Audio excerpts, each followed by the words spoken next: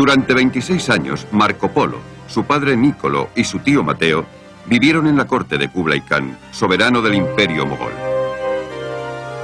Ansiosos por volver a su patria natal, lograron por fin convencer al anciano emperador de que les autorizara regresar a su país. Al ver que estaban preparados para el regreso, el gran Khan les entregó 2 tablillas como salvoconducto para viajar libremente por todo su reino, y a donde fueran recibirían provisiones para ellos y sus criados. También les entregó mensajes para el Papa y los reyes de Francia, España y del resto de la cristiandad. Y a continuación armó una poderosa flota de navíos para que viajaran de nuevo a Italia junto con sus pertenencias. Cuando la flota se hizo a la mar, ambas partes sabían que jamás volverían a verse.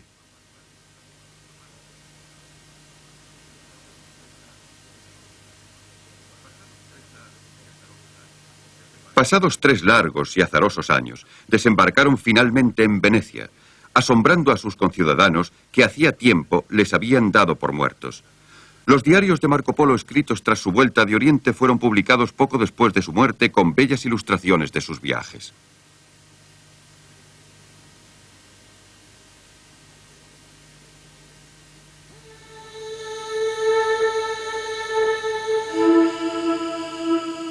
¿Cómo era el mundo en 1295, el año en que Marco Polo regresó a Venecia? El hecho más sobresaliente era la existencia del Imperio Mogol, un estado que unía a China con Europa por primera y única vez en la historia. Los grandes khanes, soberanos del mayor imperio que jamás se haya conocido, lograron que las rutas que atravesaban sus posesiones fueran seguras de día y de noche. Los artistas occidentales imaginaron las estepas de Asia pobladas de sorprendentes criaturas como este hombre sin cabeza con su rostro en el pecho. Pero los viajeros no se desalentaban ante tan extravagantes invenciones y los contactos entre Oriente y Occidente se multiplicaron. Los mismos khanes sentían gran curiosidad por conocer cómo era el mundo más allá de sus fronteras. Marco Polo nos cuenta que él llevaba un diario durante sus numerosos viajes por las tierras de Kublai Khan, en donde anotaba las curiosas costumbres y usos de los pueblos de esas tierras, ya que Kublai Khan disfrutaba escuchando mucho más que leyendo los informes de sus embajadores y funcionarios.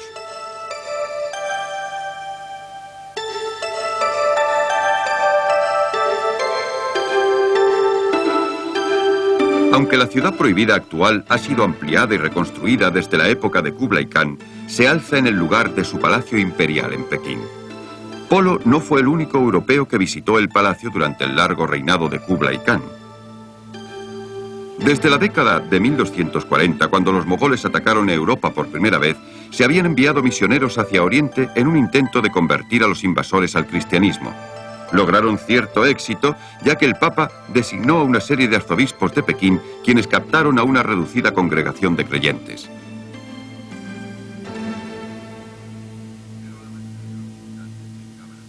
Pero la mayoría de los visitantes que llegaban a Pekín eran mercaderes y sus esposas, que acudían a un lugar tan alejado como China en busca de artículos de lujo como la seda y la porcelana. Muchos de ellos murieron en Oriente y fueron enterrados allí, como Caterine Biloni, cuya lápida en un híbrido de latín y de chino en Yanzhou señala el lugar donde fue enterrada en 1342.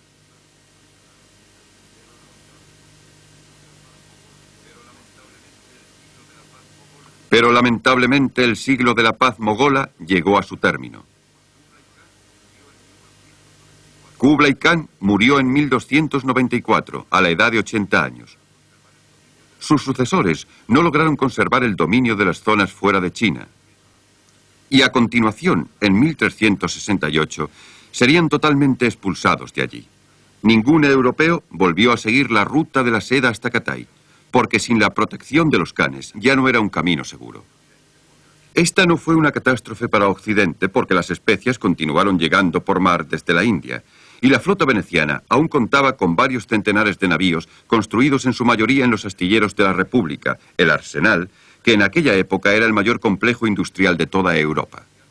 Las galeras allí construidas emprendieron viajes regulares a Francia, España y Portugal, Flandes e Inglaterra, transportando productos orientales. Estos ya no consistían solamente en sedas y especias. Las fortalezas y las estaciones comerciales genovesas y venecianas a lo largo de las costas del Mar Negro exportaban cantidades cada vez mayores de grano y caviar al Mediterráneo, pero la mayor parte de ellas fletaban esclavos del Cáucaso, georgianos, circasianos, rusos. Este insensible comercio con la vida humana solo quedó interrumpido en Europa junto con otros tipos de comercio por una calamidad que comenzó en el año 1347. La peste negra.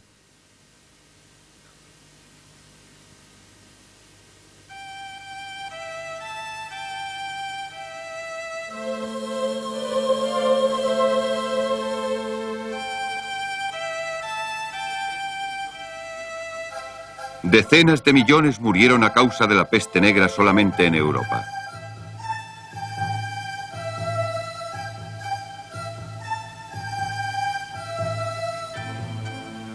Muchas ciudades vieron cómo moría la mitad de su población.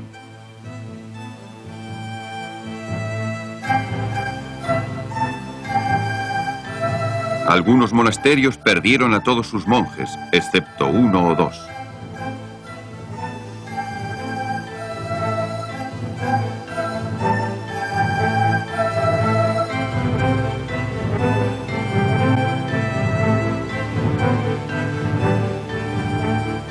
Por doquier la muerte se convirtió en una obsesión más allá de cualquier control o comprensión.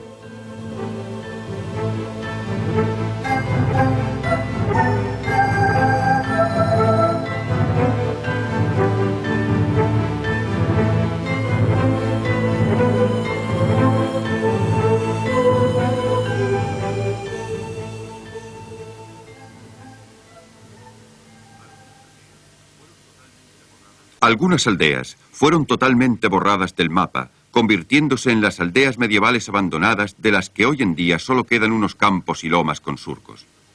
El cronista Froissart, escribiendo poco después de este acontecimiento, estaba convencido de que había muerto una tercera parte del mundo. Agnoli di Tura, que escribió su crónica en Siena, fue aún más alarmista. Esto es el fin del mundo, dijo. Considerando la escala del desastre, resulta curioso que aún no haya acuerdo respecto a cómo empezó. No cabe duda de que llegó a Europa desde Asia, pero ¿cómo? La teoría más probable es que los primeros conductores fueron un grupo de genoveses que regresaron a Sicilia después del asedio de su fortaleza en Cafa, en la península de Crimea. Contaron que los sitiadores mogoles habían empezado a morir repentinamente a causa de una extraña enfermedad que producía una hinchazón negra que supuraba sangre y que les ocasionaba un dolor insoportable hasta que morían. Desesperados, los mogoles habían lanzado los cadáveres en descomposición de sus propios muertos por encima de las murallas de la ciudad con una catapulta gigantesca. Un reducido grupo de supervivientes genoveses había logrado escapar de Cafa. Durante el camino de regreso a Sicilia, la terrible pestilencia les atacó sin cuartel. Para cuando alcanzaron su destino, la mayoría de ellos había muerto.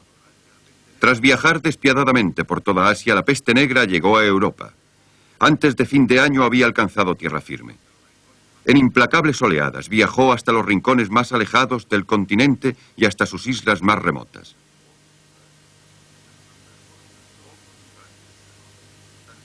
Pocos lugares se libraron. Tan solo unas zonas de Polonia y del norte de Italia. En 1353, cuando al fin la pestilencia cesó, tal vez 20 millones de europeos desde Escocia hasta España y desde Irlanda hasta Creta habían muerto por la peste negra.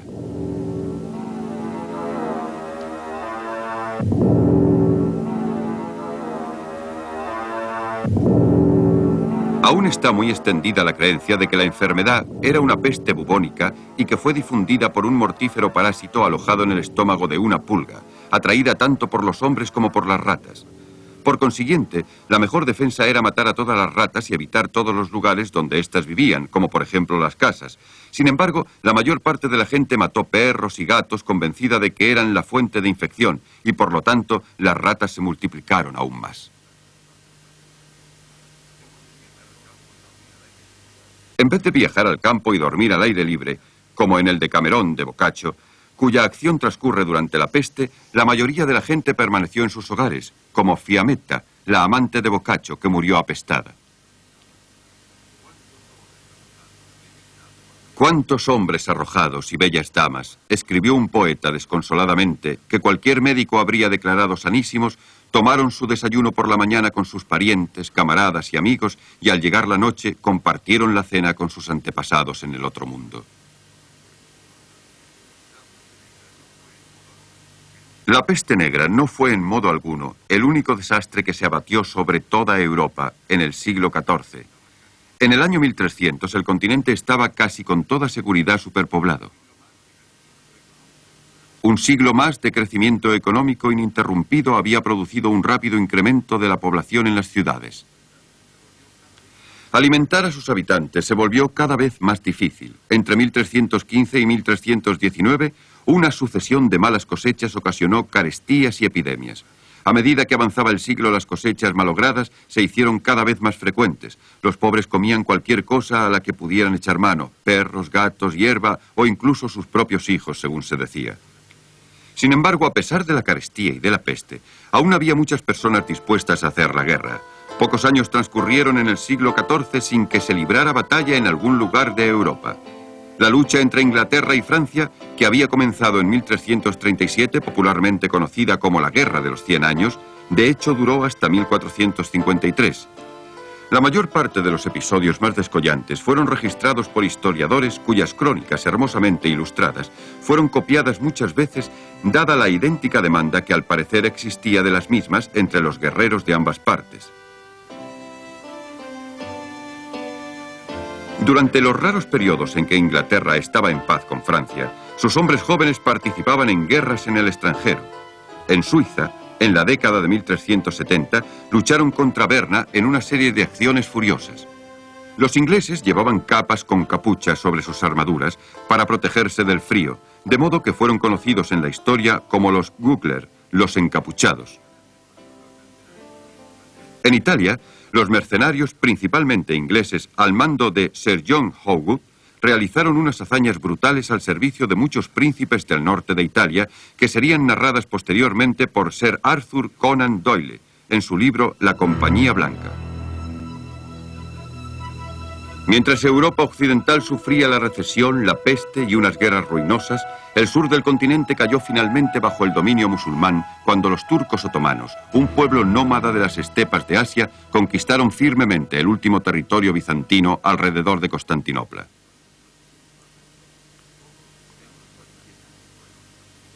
En 1450, todo lo que quedaba del antaño poderoso imperio bizantino, que había subsistido durante 1000 años, era la ciudad de Constantinopla, defendida por sus magníficas murallas. Los turcos establecieron un largo cerco con la esperanza de obligar a la ciudad a rendirse antes de que los defensores recibieran ayuda de Occidente. Por fin, en 1453, un asalto a las murallas de la ciudad se vio coronado por el éxito.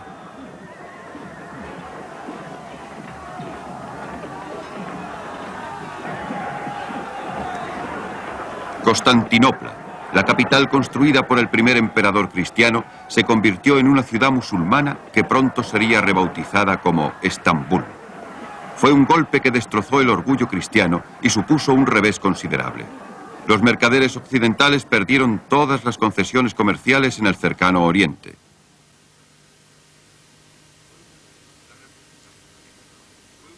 La República Veneciana fue una de las más afectadas, al ser la más expuesta y vulnerable de las potencias europeas en la contienda entre el Islam y la cristiandad. Como comunidad marítima que dependía del comercio de especias y de mercancías exóticas de Oriente para poder sobrevivir, necesitaba que el mundo islámico no la considerara como una avanzadilla oriental de la cristiandad, sino como una industria de servicios neutral. Durante cierto tiempo esta precaria política fue rentable, pero a medida que continuaba el avance de los turcos, las críticas a la República arreciaron. «¡Ay de los venecianos!», escribió el Papa Pío II en 1463. «¡Cuánto habéis envilecido vuestro antiguo carácter! Vuestro excesivo comercio con los turcos os ha convertido en amigos del infiel». «Siamo veneziani, poi cristiani», replicaron los venecianos. «Primero somos venecianos y luego cristianos». La ciudad de los canales intentó sobrevivir construyendo grandes fortificaciones a lo largo del Adriático para mantener alejados a los turcos mientras continuaba comerciando con las naciones amigas más orientales. Pero como el avance otomano continuó, su comercio con Oriente se interrumpió temporalmente. Génova, la principal rival de Venecia en el comercio con Oriente, reaccionó ante el crecimiento del poder otomano. Gradualmente sus mercaderes trasladaron sus intereses y su comercio de Oriente a Occidente, y en 1489 llegaron incluso a vender a Venecia sus derechos en Chipre. Realizaron inversiones en los viajes de exploración emprendidos por los marinos portugueses a lo largo de la costa occidental de África.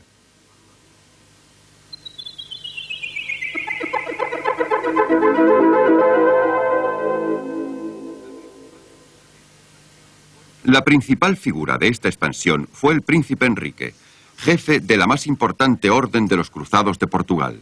Anhelaba conquistar algún territorio a expensas del Islam, tanto para convertir a los infieles al cristianismo como para adquirir riquezas. En la década de 1420 envió colonizadores a ocupar las Islas Azores, Madeira y las Canarias, tanto para impedir que cayeran en manos de los musulmanes como para obtener ingresos. Con ayuda del capital y de la experiencia de los genoveses, al poco tiempo las islas comenzaron a exportar ricos cargamentos de madera, tintes, azúcar y más tarde vino de Madeira. El príncipe Enrique, que más tarde sería llamado Enrique el Navegante, comenzó a enviar barcos hacia el sur, a lo largo de la costa de África. En 1434 cruzaron el Cabo Bojador, el punto más al sur conocido hasta entonces por los europeos. En 1444 cruzaron el Cabo Verde y en 1460 llegaron a Sierra Leona. Los capitanes de Enrique el Navegante habían recorrido 3.700 kilómetros a lo largo de la costa de África. En esta época, el motivo principal de estos viajes ya no era la religión o la curiosidad, sino las ganancias. Muy pronto, varios millares de esclavos serían enviados a Portugal cada año desde la llanura costera más allá de Cabo Verde. El gobierno portugués comenzó a interesarse más enviando nuevos barcos más al sur todavía. A partir de 1470, una serie de intrépidos exploradores portugueses avanzaron hacia la costa occidental de África, que hasta entonces no figuraba todavía en ningún mapa.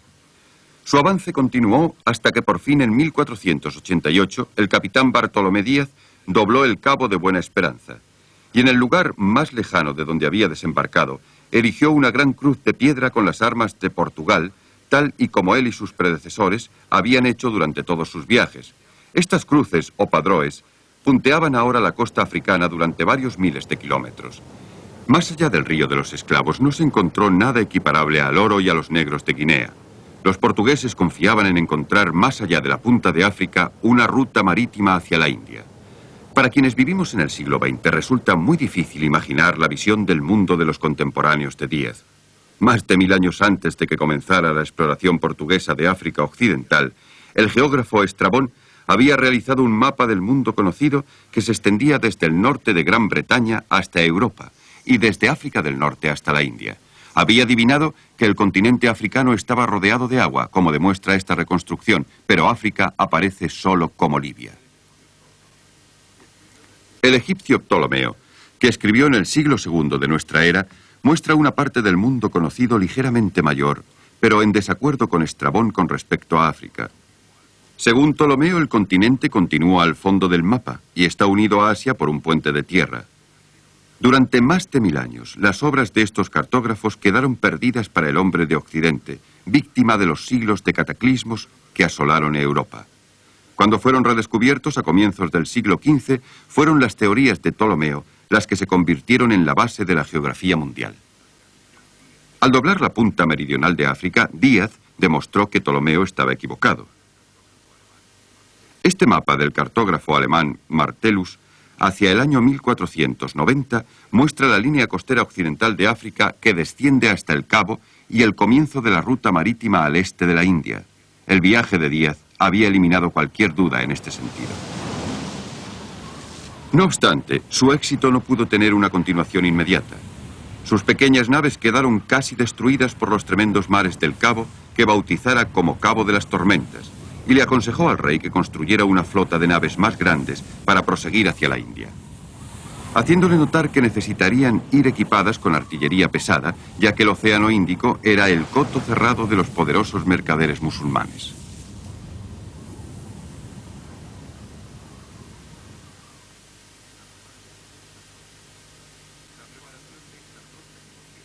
La preparación de esta flota llevó tiempo. Portugal no podía permitirse un fracaso, y hasta 1497 no zarpó de Lisboa una poderosa flota al mando de Vasco de Gama, un noble cortesano. Al cabo de 2 años regresaron con sedas y especias y la convicción de que, con más barcos y cañones, todo el comercio marítimo con la India podría ser controlado por los portugueses.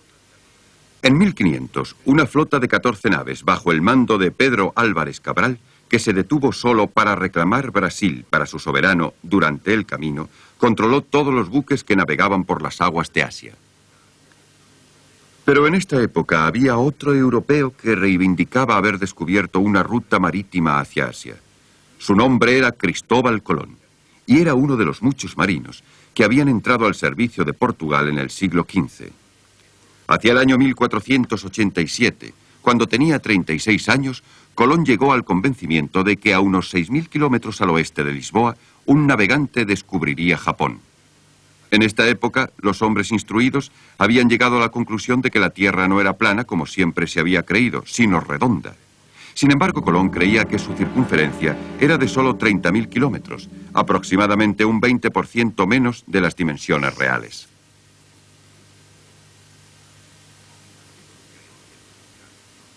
Estas creencias equivocadas, combinadas con los errores de los primeros exploradores, llevaron a Colón al convencimiento de que la distancia desde Portugal hasta la costa oriental de China era de 23.000 kilómetros y no de 10.000.